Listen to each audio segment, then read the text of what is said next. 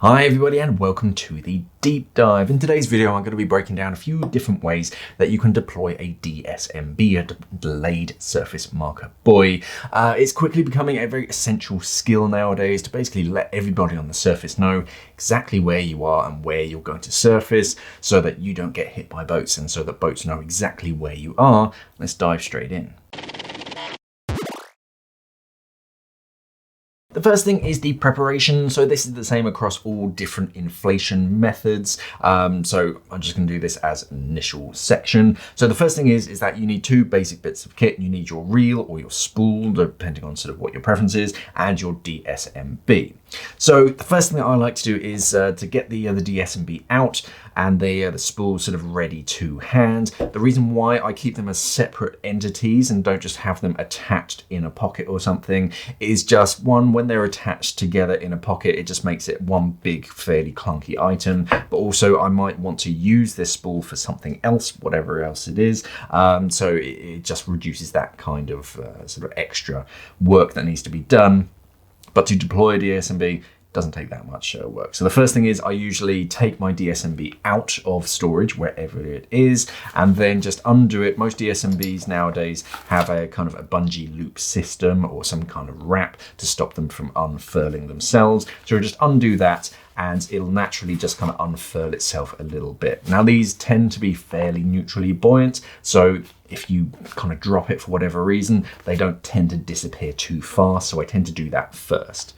Holding onto that with one hand, I then get my my spool out, and then I have it locked off sort of in storage mode like this, just so that when it's clipped onto a D-ring, there's a low chance of that unclipping itself.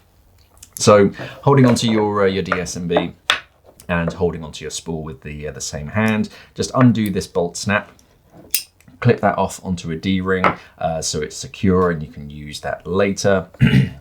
Take out the leader, the main sort of loop on that line, and then you're going to pass that through the anchor point, which on this dSMB is this small D-ring here. So pass it through, and then you just pass the spool through that leader, and that creates a really quick and effective knot. So now your spool is attached onto your dSMB. Let's look at a few different ways to inflate it. First inflation method is using your alternate air source or your Octo. So holding onto the reel or spool kind of loosely with one hand, also holding onto the dSMB, just a small corner of it. Make sure that it's nice and free, nothing's kind of wrapped around an arm or a piece of equipment. You want to keep this kind of as far away from your body as possible, just so that when it does start to inflate, you're free from it and it's not going to snag on anything and yank you up to the surface.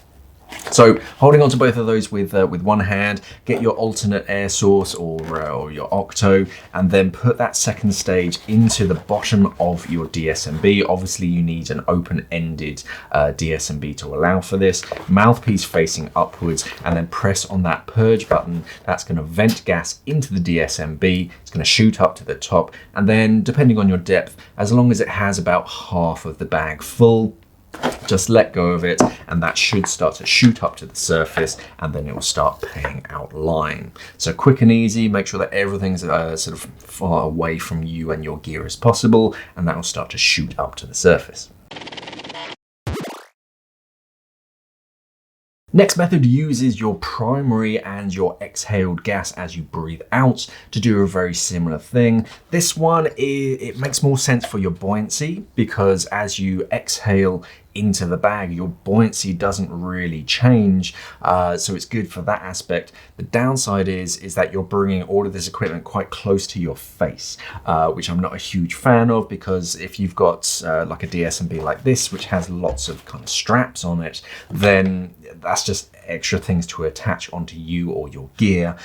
So I'm not a huge fan of it, but I'll show you how to do it. So breathing from your second stage, then you, similar thing as before, holding onto your reel or your spool, make sure that's ready to pay out, holding onto the dSMB, then bring that close to your face, and then effectively just turn and allow that exhaled gas to get into the underside of the dSMB. same as before, fill it up 1 or 2 breaths, as much as you can without changing your position in the water, and then release it and then pay out the line.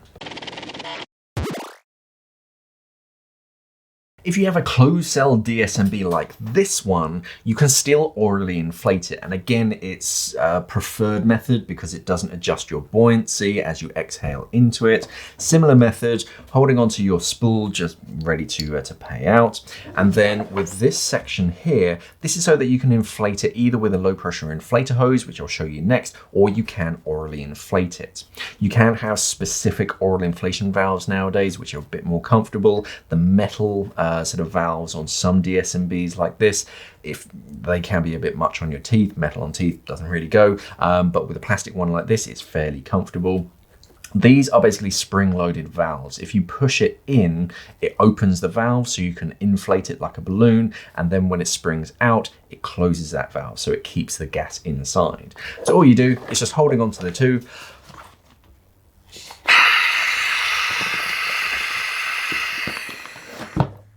orally inflate it, and in this case you can pretty much fill the entire thing with 1 lungful.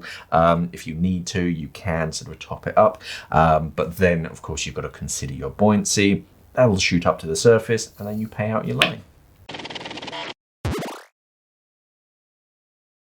And finally, you have using your low pressure inflator hose, either from your BCD, you can take it from your dry suit, but when you reconnect it afterwards, it can shoot a bit of water inside of your dry suit, which is never a nice experience.